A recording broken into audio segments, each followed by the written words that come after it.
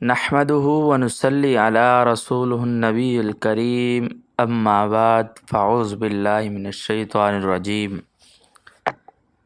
بسم اللہ الرحمن الرحیم۔ جیسے کہ ہم نے کل والدین کے ساتھ حسن سلوک کے عنوان سے بات کی تھی، آج کا عنوان والدین سب سے زیادہ حسن سلوک کے مستحق ہیں۔ والدین کے ساتھ حسن سلوک عام حالت میں ایسا عمل ہے جس میں محنت مشقت زیادہ نہیں، کیونکہ ہر انسان کو فطرتی طور پر اپنے والدین سے محبت ہوتی ہے، اسی لیے ان کی خدمت اور حسن سلوک پر دل خود ہی آمادہ ہوتا ہے۔ دوسری طرف والدین کو اپنی اولاد پر جو شفقت ہوتی ہے،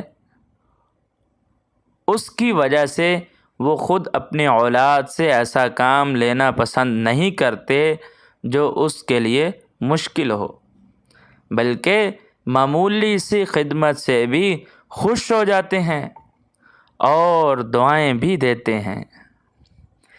اللہ تبارک و تعالی نے اس عمل کو اتنا آسان بنا دیا ہے کہ ایک حدیث کی روح سے والدین کو ایک مرتبہ محبت کی نظر سے دیکھ لینا بھی ثواب میں حج اور عمرہ کے ثواب کے برابر ہے۔ غرض والدین سے محبت رکھ کر ان کی اطاعت اور خدمت کر کے انسان اپنے نامہ اعمال میں جو عظیم الشان نیکیوں کا ایک بہت بڑا ذخیرہ جمع کر سکتا ہے۔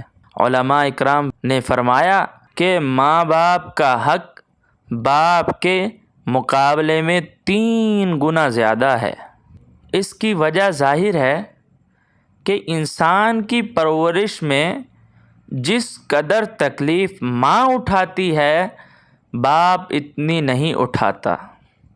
ماں کی تکلیفوں کا ذکر قرآن کریم نے خاص طور پر فرمایا ہے۔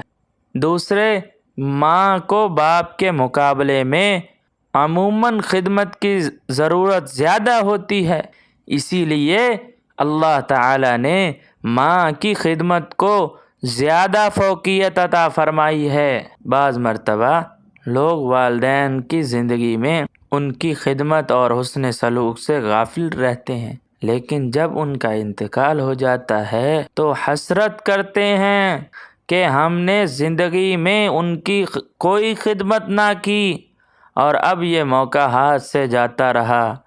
اسی لیے ان کی زندگی میں اس دولت کی قدر پہچاننی چاہیے۔ بنو سلمہ کا ایک شخص آپ صلی اللہ علیہ وسلم کے پاس آیا اور اس نے آ کر پوچھا کہ یا رسول اللہ صلی اللہ علیہ وسلم، کیا میرے والدین کی موت کے بعد بھی کوئی ایسا طریقہ باقی رہ گیا ہے جس کے ذریعے میں ان کے ساتھ حسن سلوک کر سکوں؟